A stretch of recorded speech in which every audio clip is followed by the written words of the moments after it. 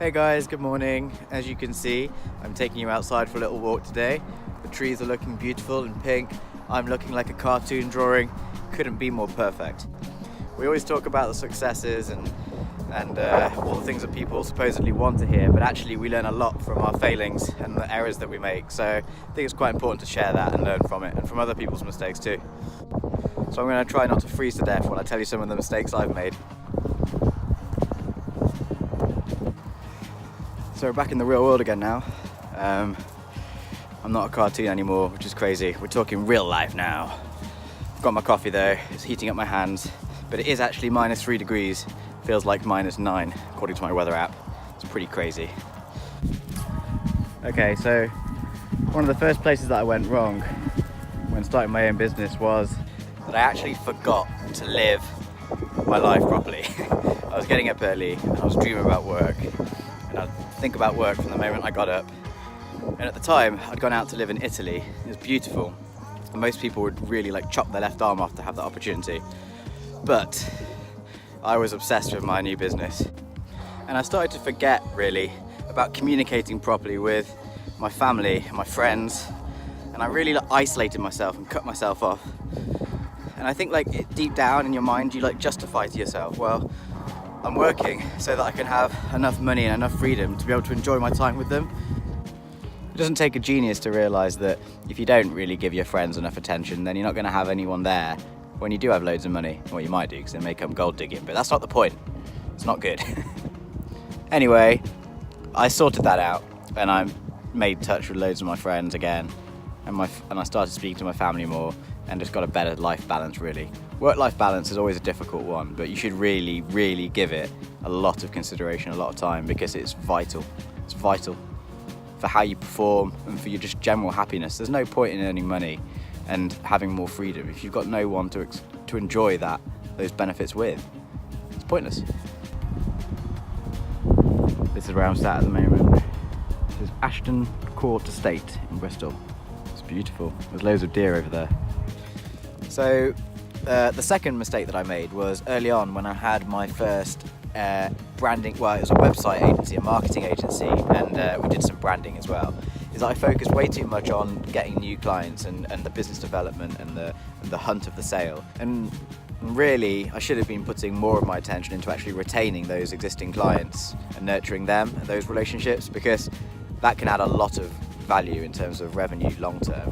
And if you're an entrepreneur starting your first business, you're never going to succeed in the long term if you're constantly trying to play catch up by losing old clients and having to then go out and do 2 more sales. It's not sustainable. So once you do pick up new clients, if you're an early stage startup, really put a lot of focus on making sure that they're happy and they've got everything they want, and that you can find new ways to work with them and help them. Sorry if there's loads of really random cuts in this video. It's basically just because my hands get too cold and they keep slipping off the record button. So I have to start a new clip.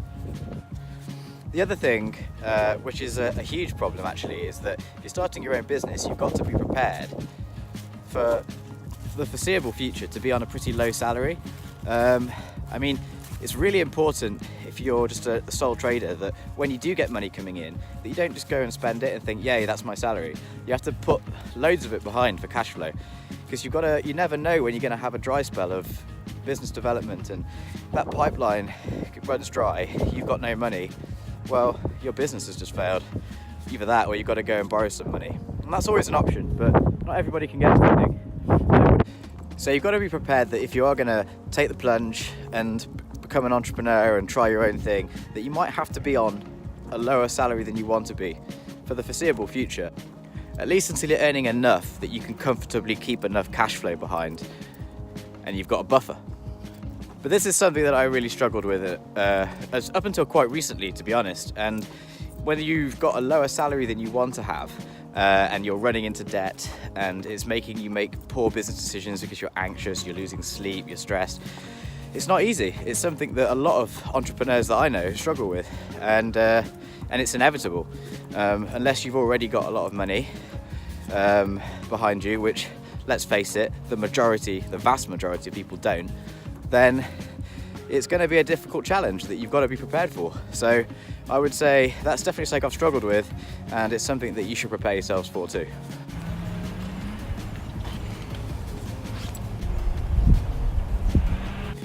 I really want to go and play with those deers. Deer? Deers. Deer, I think. I don't know. But I probably shouldn't. And the fourth and final point for this video today of things I struggled with is on a managerial note. And that's when you get your business to a certain size and you start scaling up and hiring staff. You train them to do the jobs that you've been doing basically by yourself and with your partner up until that point. And it reaches a stage where they become, well, hopefully, so proficient at what you've been training them to do that you don't need to be very hands-on with the operational side of your business. And it's a really strange feeling, because you go from the business basically being you and your partner to the cogs behind your business being your team, and you almost feel like you're redundant at that stage. It's a really quite sort of not depressing but unusual feeling. It made me anxious because I felt like, you know, I was standing at the sidelines and not doing enough. And yes, you're sort of living the dream. You've got to a stage where your company becomes more autonomous and is working without you having to do all the stuff you used to do. But what you need to realize is that now your job, stupid cold hands slipping off the record button. What I was saying is, what you need to realize is that now your job shifts to become more about managing them and helping them get the most out of what they're doing. So you've got to start training them and how to be the best possible professionals they can be. And also finding out what they're good at. Because you may only be scratching the surface of what they can do for you. So once you realize that, it actually opens up a whole new world of interesting and fun stuff. And it's a new skill set for you to learn. Management and career development and HR and all the stuff that comes with it, psychology. There's a lot of stuff that's involved with it, but it's certainly like a weird one, and it's a tough one to deal with, and I'm not sure if many other entrepreneurs have been through that. I've not really talked about it before, but I would just say that if you're an entrepreneur, bear in mind that this is something that could potentially happen to you, and if it does, don't worry, just shift your focus and look at how to get the most out of your team, and look at the strategic side of things, like the marketing and the growth side of things. Come up with new ideas for how your company can grow in different ways. It doesn't mean that you have become redundant, it just means that you have to do different things now. There's Bristol, that's Ashton Quuu, just there. Thank you so much for listening, guys. I hope this has been helpful for you. I'm sure if you're starting your own business, then you'll have nerves and some apprehension about what's in store. And look, there's a lot more to be gained from risking quitting your job and starting your own business. It is just so worth the work that you put yourself through. But if you can avoid any of these stumbling blocks, then I really hope that you do, and you know, pay it forward, help other people avoid them too. If you like the vlogs and want to see more of them, then hit subscribe, and if you want to be notified whenever a new one gets uploaded, you can hit the little bell next to the subscribe button, and that'll send you a little email or a notification telling you that there's a new video available.